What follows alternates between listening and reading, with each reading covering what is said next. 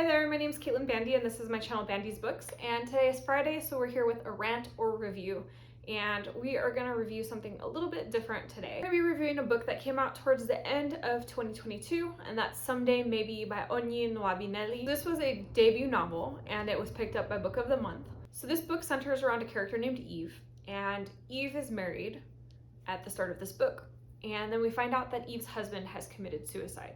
And it's completely unexpected. There was no inclination, as far as she's aware, that he was feeling depressed. There was no inclination that he was going to kill himself. He doesn't leave a letter to clarify what happened or to leave any directions for what's supposed to happen after his death. She's just kind of like completely in the dark, and this plunges her headfirst into very, very deep grief.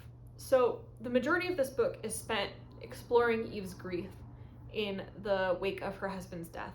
And it's kind of interesting. So she's of Nigerian English descent, and she has a very big, supportive, loving family around her, and they all kind of coalesce around her to try to get her through this hard time. But meanwhile, her husband's family, who are all white, are giving her a really, really difficult time. Well, specifically his mom. It's only his mom. There's not really a family. But his mother is just vengeful and cruel, and you find out that she kind of has a history of racism and classism towards Eve throughout the story.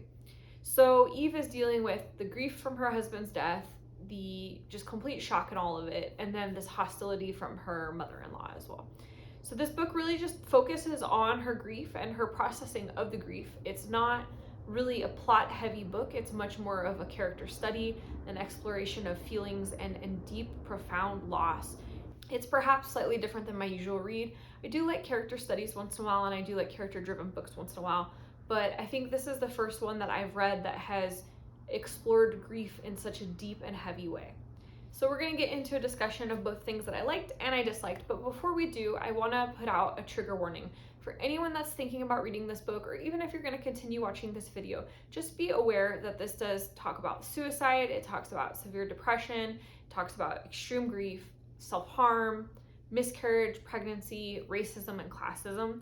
It is absolutely an incredibly heavy book. So if you are sensitive, particularly in the subjects of self-harm, suicide, or depression, I would advise you to be very, very careful about going into this book. It is not an easy book, and even going into it in a positive place and not feeling depressed myself at the moment, it was a hard book to get through.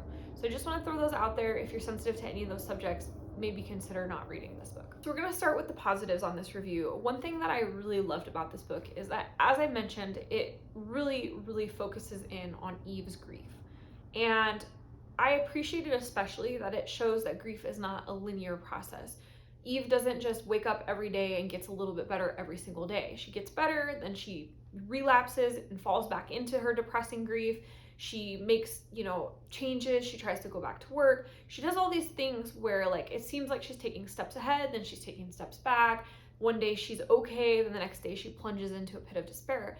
And this is very much my own experience with grief. Not that I've necessarily grieved anyone as deeply as she's grieving in this story. It's more what I've witnessed from loved ones that have been grieving very deeply. It isn't a linear process. Grief isn't simply just wait enough days and you get over it. It's a lifelong thing. And in this case, especially when it's a tragic death, it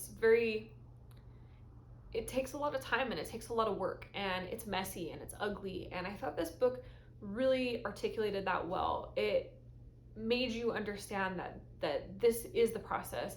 This is the way to move past it. And sometimes you're going to have these really ugly, horrible days, and some days they're going to be a little bit better, but it's not a simple, straightforward progress. So I appreciated the honesty around that. I also really loved the portrayal of Eve's family. As I mentioned, I also really loved the portrayal of Eve's family. As I mentioned, they're Nigerian. Her father is a doctor. Everybody is just so loving and warm. There's humor. There's just all the bright spots in the book come from her family. And, when you're considering somebody that's in such a profound place of grief, the only way to get through it is with a strong support system. And so I also loved the portrayal of this beautiful support system that Eve had. She had family who was there to look after her, to care for her, to encourage her to make better choices, to encourage her to keep putting one foot in front of the other. And I thought that was a really, really beautiful thing. I thought that, if you're not sure how to support somebody that's grieving, reading this and seeing the way this family behaves, you really see like, oh, here are a bunch of different options, because not everyone in the family approaches it the same way. Some people are just silent companions that allow her to just fall apart and they just sit there and comfort her. Some people are a little more confrontational. She has her best friend who's challenging her to improve and get better. And she has, her father and her mother who love her and are trying to be, parental towards her. And so you see all these different ways to interact with somebody who's in a deep, deep place of grief. And to piggyback off of that, I really loved how each character had a unique personality. The family, the friends, the coworkers, they're not just the mother-in-law even, they're not just generic, cookie cutters of a person where like they don't really have any noticeable characteristics. They each felt, even if they only appeared for a short period of time, they felt like their own unique person. I thought the characterization was really well done, all the way from the main character who is, again, characterized stunningly in her grief, to her family members and coworkers and everybody. And one of the things that I found particularly remarkable about this book is just how beautiful the writing was. The prose is fantastic.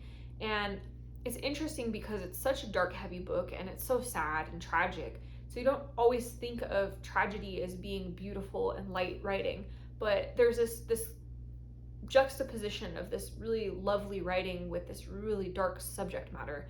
And I felt that worked really well. I think that had the writing been a little less beautiful and a little less like airy or light, that it would have really weighed the story down. I think that part of the story in particular made it a little bit more compelling. And this was written in the first person as well, so this really allows us as a reader to center in Eve's grief. We feel it along with her, we're experiencing it with her, we're in her head as she's going through this whole process.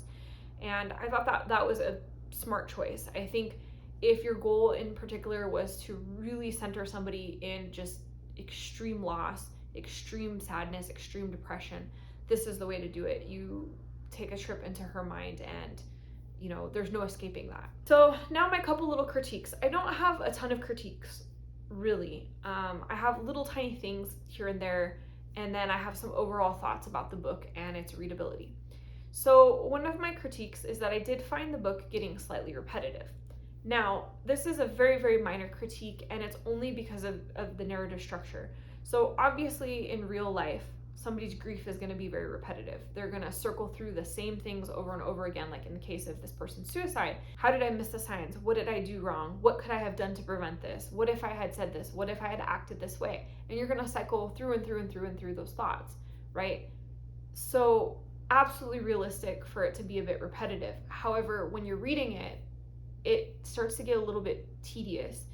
And on the one hand, again, I appreciate that authenticity and that really delving into a deeply personal experience, but I think it could have been trimmed slightly and been made a little bit more effective, just because you wouldn't be like slogging through the last bit of it. And then the one other thing is that it's a little unrelenting at points, or throughout the whole book, really. I guess it's unrelenting in its exploration of trauma. It's unrelenting in its deep sadness and its grief. And as a reader, that's a tricky place to be in. There is no levity really throughout the book. There's no moments of humor or like, I understand that somebody that's deeply depressed and in extreme grief is not gonna have really moments of levity or like be laughing and celebrating. But even as she progresses in the story, like after a whole entire year, you would think that there'd be maybe one or two moments at least that would make her smile, or somebody trying to bring some levity into her life. But I feel like this just stayed pretty heavy consistently. And again, that might be very realistic for real life. That might be very accurate to somebody who's going through such a situation. But in terms of the narrative, it does make it a little bit of work to get through. I definitely felt that this book required my dedication. Like, I didn't feel like, oh, I'm just reading this and enjoying it so much that I can't put it down. I kept going, wow, this is depressing. Wow, this is depressing. Wow, this is depressing. And then at a certain point, I'm like, why am I still reading this? This is so depressing. But I'm like, no, this is accurate. This is what grief is like. This is what real life is like. I don't want to shy away from those ugly subjects, but there were definitely points where I had to kind of like really push myself through it because it's so depressing, because it's such a slog, because it feels so hopeless. And I know that this is the critique part, but I almost feel that that's a testament to what a good writer Onyi is because you feel that despair, you feel that hopelessness as you're reading this constantly depressing story. You start to feel depressed yourself with her. You're like, is this ever going to turn around? Is this ever going to get better? Is this character ever going to catch a break? And I feel like only really talented writers are able to elicit such a response, honestly. It's not necessarily a pleasant or a comfortable feeling to feel that way when reading a book, but considering the subject matter, it is the right response to elicit. And I think the fact that this book creates such a profound response in people is a testament to the effective writing style. I will say that I felt like the cover kind of was a bit discordant with the book. When I picked this up from Book of the Month, I didn't do a whole lot of research. I looked at the cover and it was bright and there's this beautiful woman on the front of it and it looked kind of happy. And then when I got into it, I mean, I understood that it was about death, but I guess I expected it to be like a little more uplifting than it was based on the cover. And of course, that's only my interpretation of the artwork. You know, other people might look at that and see a sad woman or, you know, a woman in thought, not like a happy, beautiful woman. So for me, it felt a little bit like the cover didn't quite match the tone of the story. Overall, I think I rated this book at a 4 stars. I kind of went back and forth about how to rate this because it was such a difficult read and because I felt like I really had to work to get through it. Sometimes my inclination is to rate books a little bit lower when I feel that way. But then after some time to reflect on it, after some time to like mull over what I read and why it was difficult, I think I came to the conclusion that it should be rated at about 4 stars for me. It wasn't a 5-star where it's a book that I would want to read again and like I, you know, want to add to my collection permanently, just because I never want to read something that depressing again. But it is very well written. The writing style is beautiful. You know, the story is well told. The emotions in the story are accurately conveyed. So if you like this video, hit the thumbs up and comment down below. Tell me what the saddest book you've ever read is. I'm really curious. I actually really felt that this was kind of a cathartic experience, and so I want to explore some more sad books as well. And if you're not already subscribed to this channel, please hit the subscribe button as well as the notification bell so you never miss a video, and that way we can see each other again soon. Thanks so much for joining. Bye.